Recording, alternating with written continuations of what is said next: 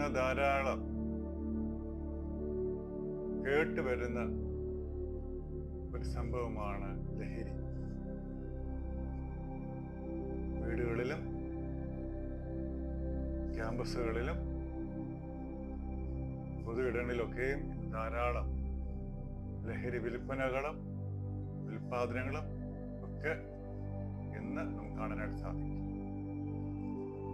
അതൊരു പൈശാചികമായ ഒരു ജീവിതമായി ഇന്ന് സമൂഹം സ്വീകരിച്ചുകൊണ്ടിരിക്കുകയാണ്.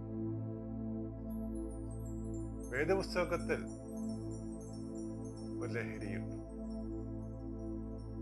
അത് യേശു കർത്താവ് നസ്രത്തിലെ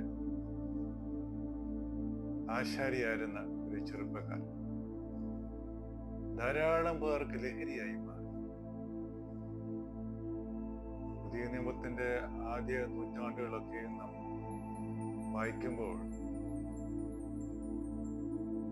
യുവാവിനെ ലഹരി പിടിച്ച് ധാരാളം പേര് ജീവിതം ഭൂമിച്ചിട്ടുണ്ട്. ധാരാളം ആളുകൾ ഈ ലഹരിയിൽ നാട്, വീട്, സ്വന്തങ്ങൾ, ബന്ധങ്ങൾ, വിവാഹം പോലെ വേണ്ടെന്ന് വെച്ച് ഈ നസ്രത്ത് തടിപ്പണിക്കാരന്റെ പിന്നാലെ ജീവിതം ആരംഭിച്ചിട്ടുണ്ട്. ഇതെല്ലാം ഒരു ലഹരിയുടെ അനുഭവത്തിലാണ്. ഈ ചെറുപ്പക്കാരനെ ആര് ലഹരിയാക്കിയിട്ടുണ്ടോ അവരെല്ലാം ഈ ചെറുപ്പക്കാരന്റെ, ഈ നസ്രത്തുകാരന്റെ അടിമയായി തീർന്നിട്ടുണ്ട്. ക്രൈസ്തവ സഭ ഇന്ന് നോമ്പിലേക്ക് പോകുമ്പോൾ, നോമ്പിൽ കൂടെ സഞ്ചരിക്കുമ്പോൾ ധാരാളം ആളുകൾ ഇന്ന് ഈ ലഹരിയിൽ കൂടെ ജീവിക്കുക.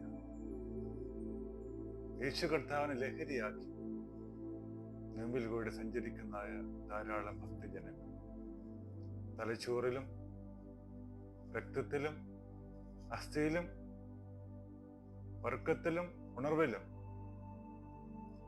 ലഹരിയായി മാറിയിരിക്കുന്ന ആ നസ്രത്തുകാരൻ ആശാരിയുടെ ജീവിതമാണ് ഈ നോമ്പുകാലത്ത് നമുക്കും ലഹരിയായി മാറിയിരിക്കുന്നത്. ആരൊക്കെയോ അദ്ദേഹത്തെ സ്വന്തമാക്കാനായിട്ട് ശ്രമിച്ചുകൊണ്ടിരിക്കുന്നു. ഒരിക്കൽ രുചിച്ചു കഴിഞ്ഞാൽ ഒരിക്കലും ഉപേക്ഷിക്കാൻ പറ്റാത്തതായ ആ ഒരു ലഹരി അനുഭവത്തിലേക്കാണ് ഈ തച്ചൻ നമ്മെ ക്ഷണിക്കുന്നത്. അതുകൊണ്ടാണല്ലോ യോഹന്നാന്റെ സുവിശേഷത്തിൽ ഞാൻ സാക്ഷാൽ മുന്തിരിവള്ളിയും എൻ്റെ പിതാവ് തോട്ടക്കാരൻ എന്ന് പറഞ്ഞു. സുന്ദരമായ മുന്തിരി രുചിക്കും തോറും നമ്മൾ ആ ലഹരിയിൽ അടിമപ്പെട്ടു പോകുന്നു. നോമ്പുകാലത്തിന് മറ്റൊരു പേരായിരിക്കട്ടെ ലഹരി കാലം. ഈ കർത്താവിനെ സ്വന്തമാക്കുവാനുള്ള ലഹരി.